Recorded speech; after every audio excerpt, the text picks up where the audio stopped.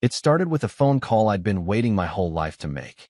I'm James, 28, and I just got promoted to vice president at the tech firm I've been grinding at for the past 6 years.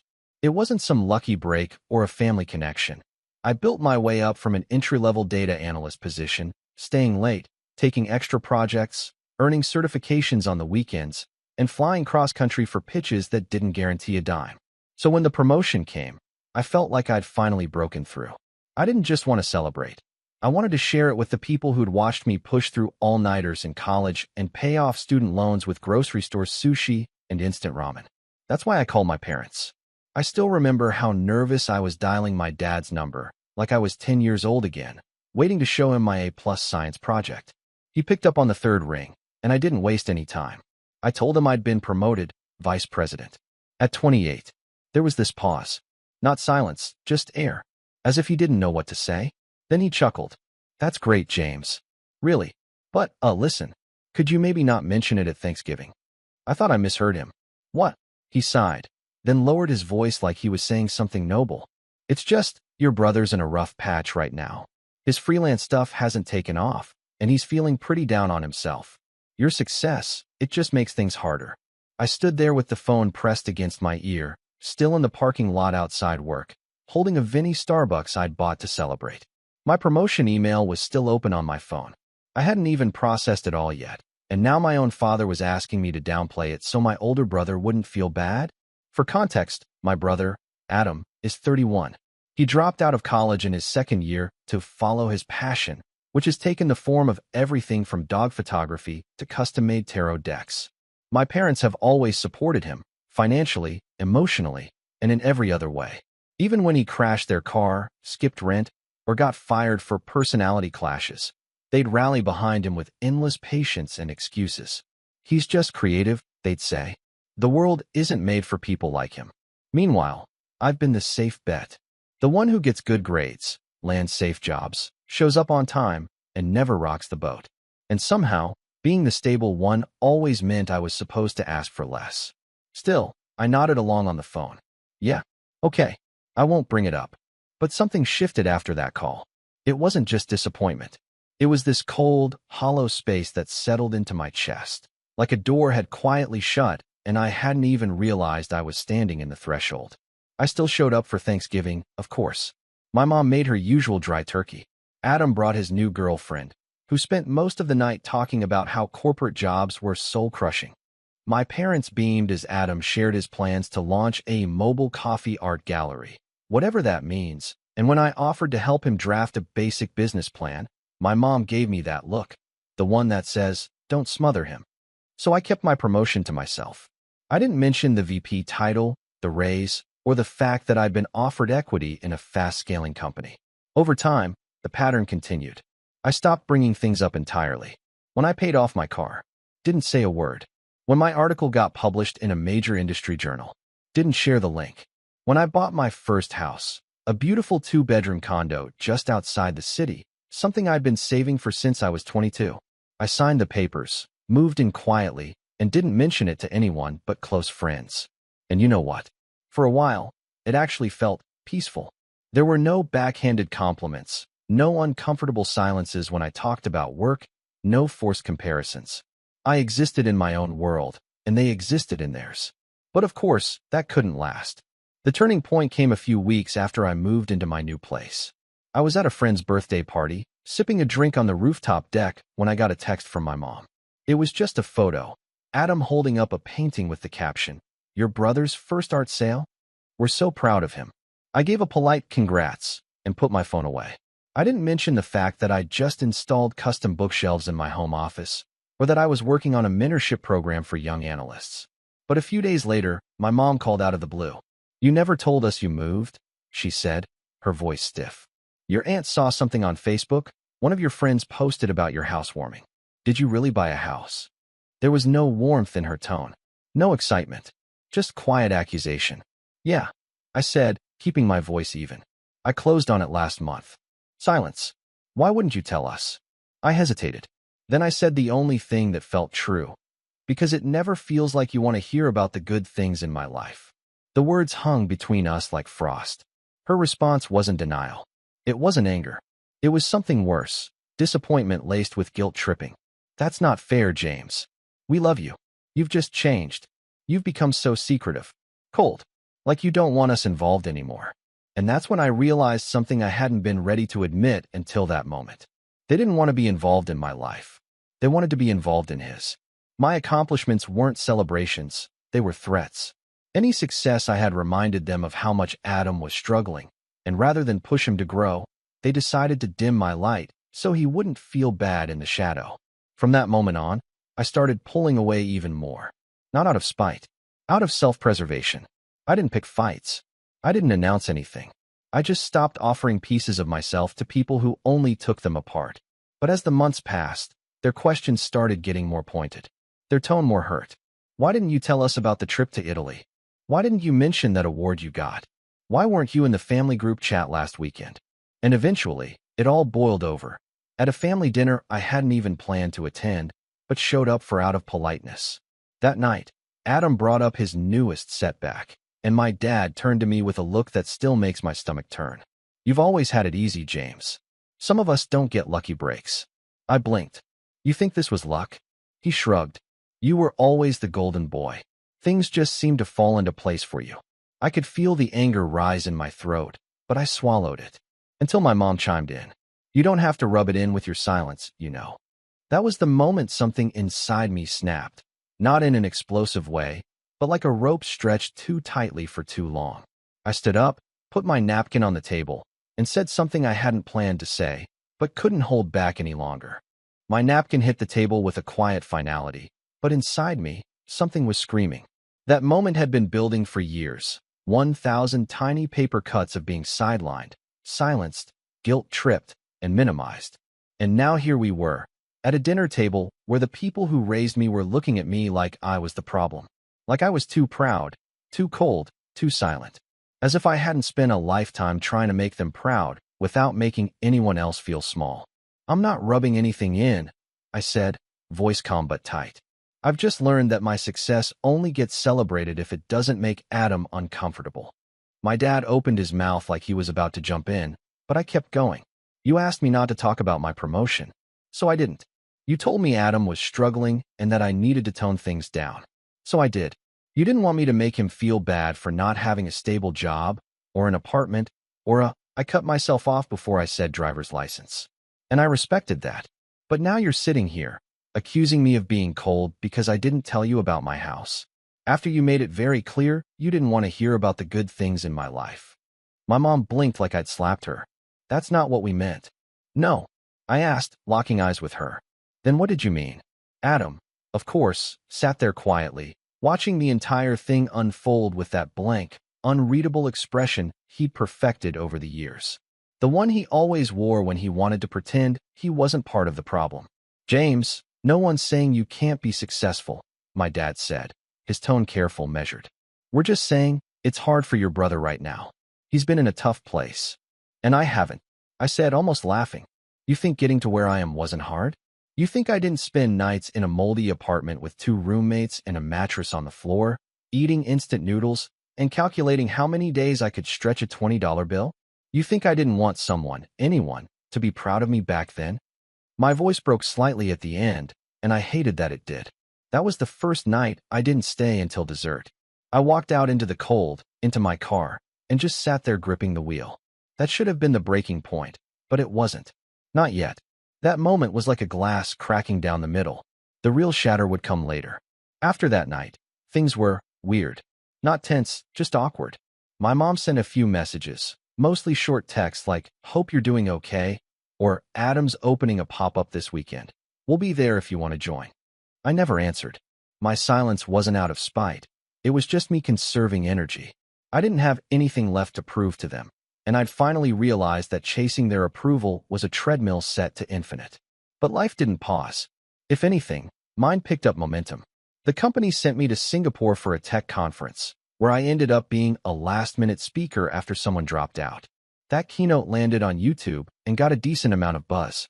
A few weeks later, I got asked to consult on a major AI integration project. Then came the interview with Forbes. Not a full feature or anything, just a young leaders in tech spotlight. Still, it was surreal. And I didn't tell my parents any of it. Not because I was hiding, but because I knew what would follow. The guilt, the deflection, the quiet reminders that Adam was still finding his path. Every win would be treated like an indictment. But what I didn't expect, what I couldn't have predicted, was that they'd eventually use that silence against me. The betrayal came quietly. It was spring when I got the call.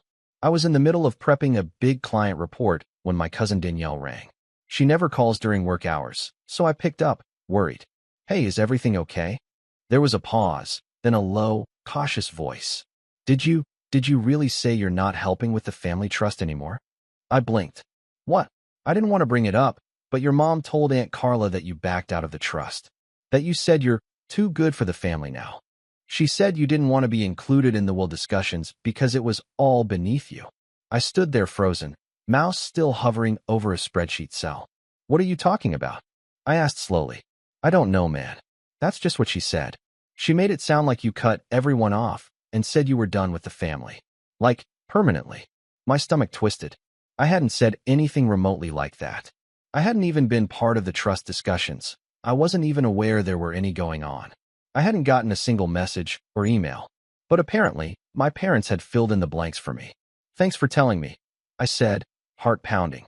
After I hung up, I sat in silence for a long time. There's something uniquely painful about realizing your own parents are reshaping your character behind your back to make themselves look better. They were spinning a narrative, one where I was the cold, ungrateful son who'd abandoned the family, too proud to care about anyone but himself. And the worst part? People were believing them. Over the next few weeks, I started getting subtle messages from extended family. My Uncle Paul messaged me. "You know money isn't everything, kiddo." My Aunt Jean sent me a link to a YouTube video called The Importance of Staying Humble. Even my grandma asked if I was doing okay and if work had gotten to my head. That's when I knew. My parents had created a version of me, a distorted, arrogant caricature, to justify why I'd pulled away. And in doing so, they destroyed what little trust one had left in them. I didn't confront them right away. I wanted to be sure. So I started quietly asking questions. I reached out to my cousin again and asked what exactly my mom had said. I called Aunt Carla. I even messaged a childhood family friend who worked in the same accounting office where my parents had reportedly updated the trust.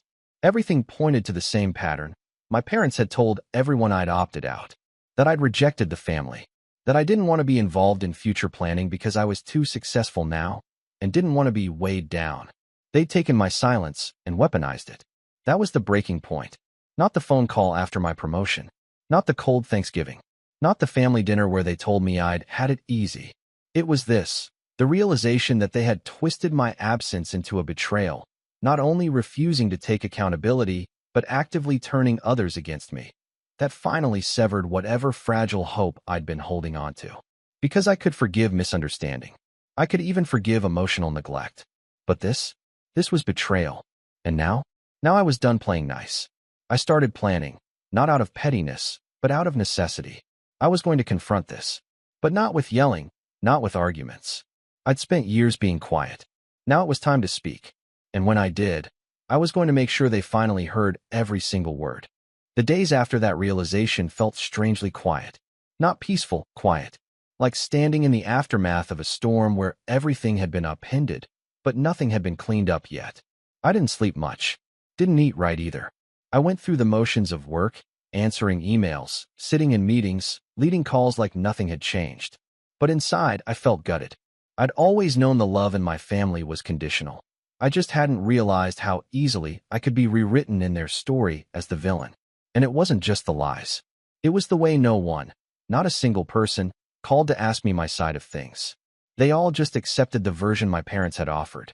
That I was arrogant. That I'd opted out. That I thought I was better than them. It made me question everything. Every memory. Every moment where I thought I was being supported. Was that just politeness? Was I just the plan B while Adam floundered? I thought about texting my mom. I even drafted a message that night. "I heard what you told Aunt Carla.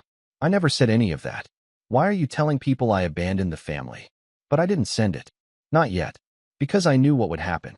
She'd twist it into a guilt trip, or worse, she'd deny it completely. That's how it always went. The moment you called out the behavior, the script flipped, and suddenly you were overreacting, imagining things, or being dramatic. So instead, I let the silence hang. And for the first time, I leaned into it, not as avoidance, but as space. Space to think, space to feel, space to figure out who I was when I wasn't constantly walking on eggshells or dimming my light to protect someone else's ego. That week, I closed my laptop one evening and sat on the floor of my condo, just staring at the high windows overlooking the city skyline. I'd worked my whole life for this view, for this freedom, and now it felt hollow. But slowly, so slowly, I started rebuilding. Not my career. That was fine. But me. It started with therapy. I'd always brushed off the idea. Too busy. Too expensive. I'm doing fine. But I booked a session with a therapist a friend recommended, a soft-spoken woman named Denise who wore cardigans and had this way of making silence feel safe, not awkward. Our first few sessions were mostly me talking about work, about stress, about trying to balance leadership with being the youngest VP in the company. But she saw through that fast. So, she said in the third session, when did you first feel like your accomplishments weren't safe to share? It felt like a punch to the gut. That was the start. I began journaling again. Every night before bed, just a few paragraphs, memories, feelings, questions I didn't have answers to. I wrote about the time Adam borrowed my laptop for his photography class and returned it with half the keys missing. I wrote about the science fair where I placed first and the way my dad said, "That's nice, but Adam's painting was really creative." I wrote about the year I paid my own way through summer school while Adam got a $5,000 loan from my parents to start a clothing line that turned out to be 5 t-shirts and an Instagram page. Putting it on paper helped me see the pattern, helped me realize that my pain wasn't selfish, that I hadn't imagined it, that minimizing your child to protect another one isn't kindness. It's cruelty wrapped in politeness. From there, I started doing something else I hadn't done in years. I reached out to people who actually made me feel good. Old friends, former coworkers, my college roommate, Devin, who now lived 2 states away and still remembered every inside joke we ever had. We started catching up on weekends over video calls, talking about everything and nothing. It reminded me of who I was before I spent so much energy editing myself for my family. I also started mentoring. There was a young analyst at my company named Priya, bright, curious, and constantly doubting herself. I saw so much of my younger self in her. One afternoon, after a particularly rough team meeting where she got talked over repeatedly, I pulled her aside and said, "Don't wait for permission to speak up. You already have a seat at the table. Use it." She looked at me like no one had ever told her that before. That's when it hit me. I couldn't get the years back. I couldn't force my parents to see me differently. But I could build something better, right here, right now. I could be the kind of person I needed growing up. And for the first time in a long time, I felt like I was building something real. The more I leaned into that life, the one I was choosing, the more the noise from my family faded. Not completely, but enough. Until one day, it roared back in a way I didn't expect. It was a Sunday. I'd spent the morning repainting my spare bedroom to turn it into a home gym. I was sweaty, sore, and halfway through a protein bar when I got a text from my dad. Just 3 words. "Call your mother." I ignored it at first. But an hour later, it came again. "Call your mother. Urgent." So I did. She picked up after one ring, breathless and clearly crying. "Oh, thank God. James." My heart immediately clenched. "What's wrong?" "It's Adam. He needs help. A lot of help." I stood still. "What happened?" He took out a loan. A big one. For this new business idea. Some crypto art nonsense. And now he's defaulted. He didn't realize the interest was variable. And now James, it's bad." My throat went dry. "How bad?" "Over $90,000, she said, voice cracking. Silence. Then, "We need your help." There it was. The inevitable ask. The moment I'd been quietly dreading for years. Not because I didn't want to help, but because I knew it would come. Not with accountability, not with apology, but with expectation. I didn't say anything. Just listened. "We're not asking you to cover all of it," she said quickly. "Just enough to get the collectors off his back. You've always been so good with money, James. Maybe you could work out a payment plan for him. Or talk to someone. You're smart. You're successful." My chest tightened. It wasn't that I couldn't afford to help. I could. I had savings. I had investments. I could write a check and solve this overnight. But for once, the question wasn't can I help? It was should I? Should I once again patch the hole they'd made by enabling him? Should I rescue someone who'd sat silent while our parents dragged my name through the mud to protect his ego? Should I once again put out a fire I didn't start, one they kept lighting over and over again? I'll think about it, I said. And I meant it. I wasn't going to make a decision based on guilt anymore, not based on obligation. If I was going to step in, it would be because I chose to, on my terms. But something was brewing inside me. Not just a decision, but a realization. This wasn't just a crisis. It was a pattern, and patterns don't break on their own. Sometimes you have to break them. I didn't know it yet, but that call would be the start of a very different conversation, a confrontation years in the making, a chance to finally put everything on the table, but not the way they expected, because if they thought I was still the quiet one, they were about to learn just how loud I could be when I finally chose to speak. I didn't sleep that night, not because I was anxious, but because something inside me was finally clicking into place. For the first time in my life, I wasn't reacting to my family's chaos. I was watching it, from a distance, and I was finally in a position to decide what came next. They needed me. That fact alone wasn't unusual. My family always needed something, from time, to patience, to silence. But this time, it wasn't emotional support or the quiet role of the stable son. This time, it was $90,000 in real-world consequences. It was the result of enabling, denial, and the relentless shielding of Adam from any discomfort. And now that discomfort had ballooned into debt, and they thought I would fix it. But I wasn't 17 anymore, trying to prove my worth by being helpful. I was 28, a vice president, a homeowner, financially secure, and emotionally done being the family's backup plan. So I made coffee, opened my laptop, and started pulling threads. I began with Adam's loan. My mother had said it was some crypto art thing, which was vague enough to be concerning. A few well-placed LinkedIn searches and a dive into local business registries later, I found what I was looking for. A defunct LLC registered 6 months ago under Adam's name called MetaVista Studios. The description? Digital metaverse design and NFT marketplace. I nearly laughed. Adam had zero background in tech. I doubted he even knew how to spell blockchain. From there, I checked public records and court filings. Sure enough, a collections agency had filed suit 3 weeks prior.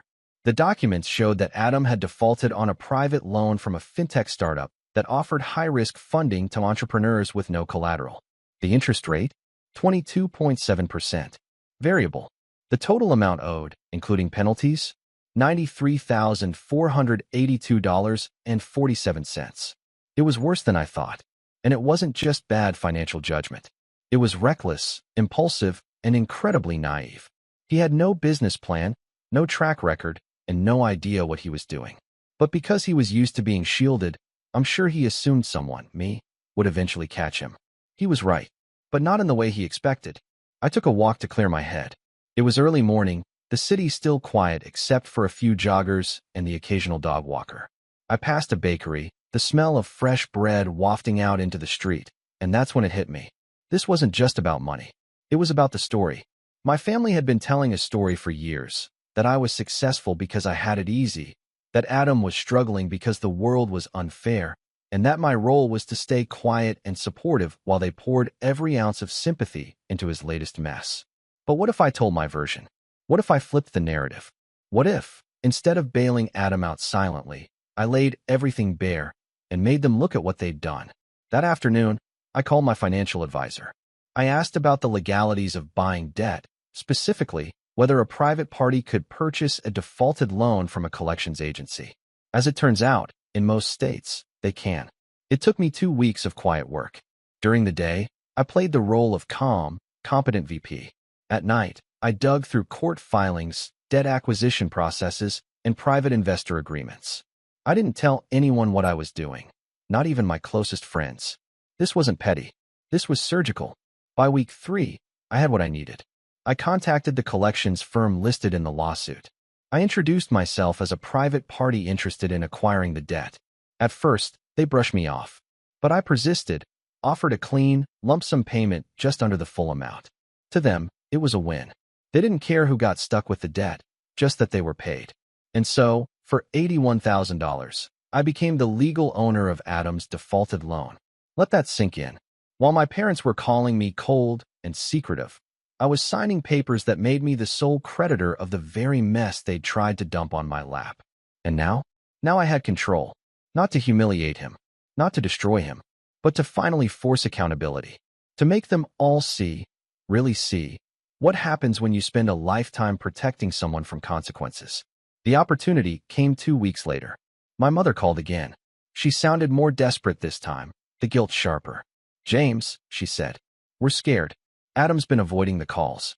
He won't talk to the agency. We don't know what to do. They said court proceedings are starting soon, and he might lose what little he has. He could be sued. His credit. Can we meet?" I asked. She hesitated. "Of course. Just you and us." "No," I said. "Adam too. Everyone. One dinner. Neutral place. I'll cover it." She agreed immediately, probably thinking I was softening, that I'd finally come around and would write a check to patch it all up. But that wasn't the plan. I made a reservation at a quiet Italian restaurant downtown, one with private booths and soft lighting. Not fancy, but not cheap either.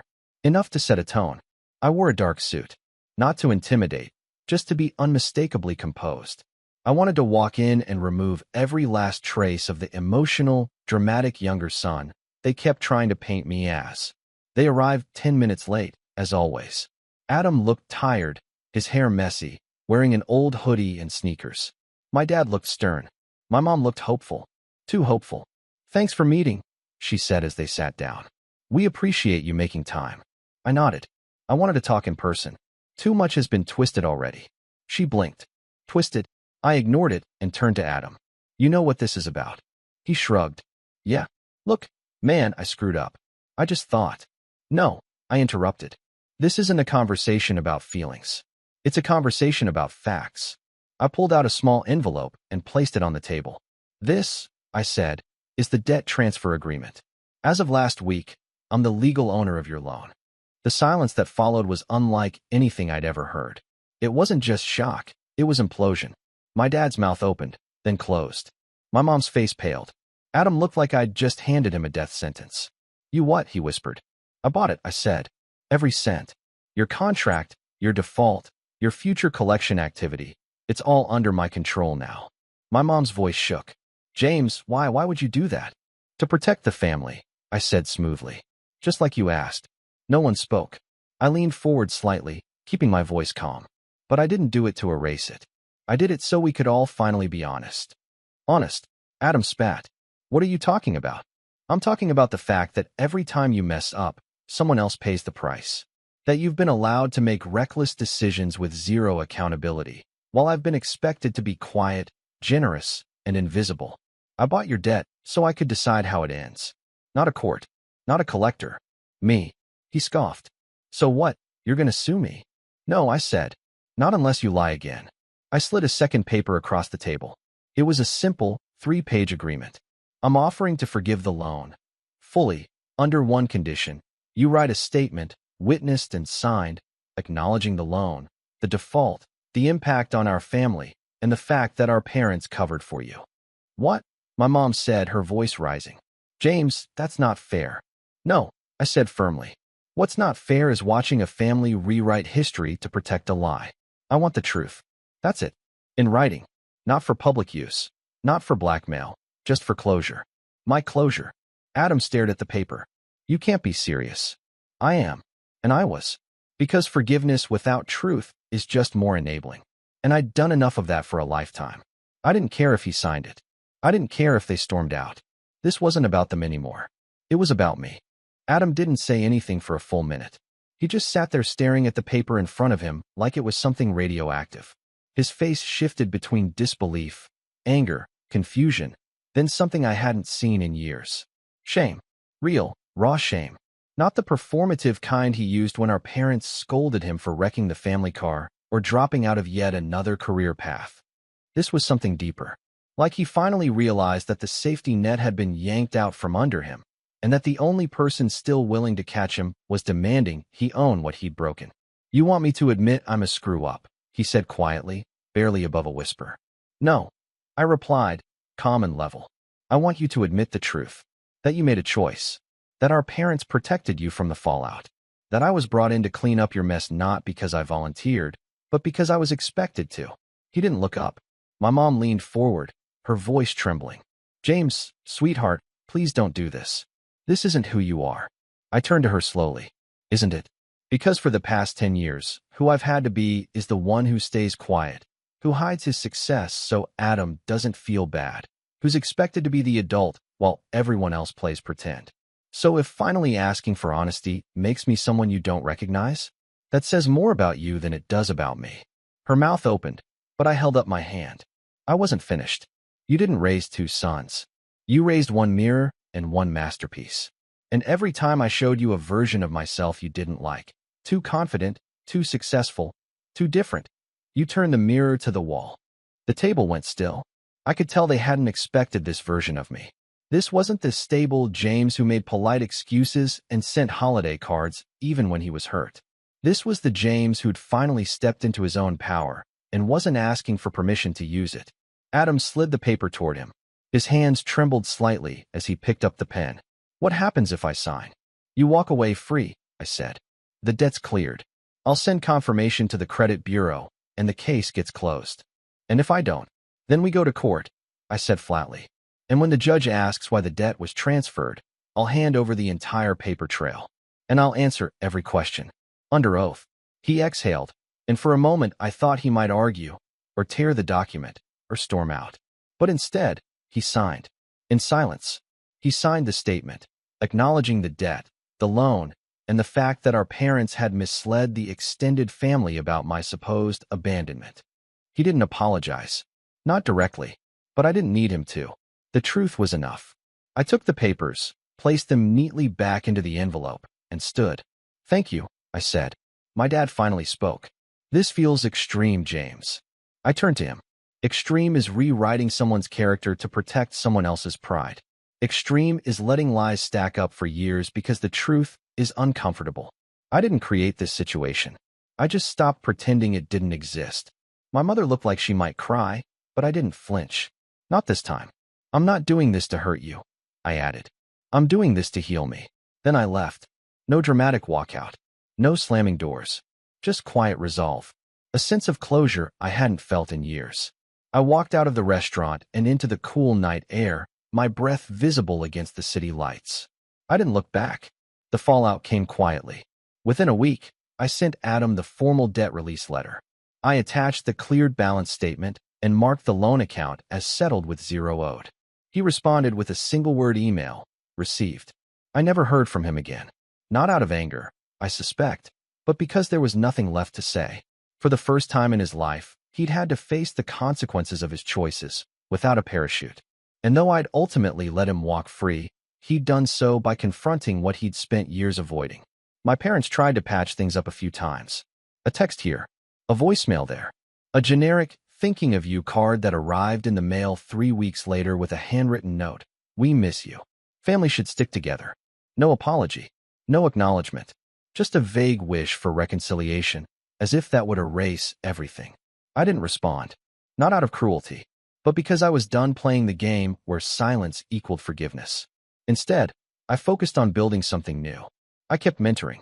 Priya, the young analyst at work, got promoted 3 months later. She told me in private, eyes shining, "You believed in me before I did." I started hosting small dinners with close friends, people who saw me as James, not as the role I played in a family dynamic. I renovated my condo's guest room into a studio. Not a gym, not an office, a space for me. I started painting again.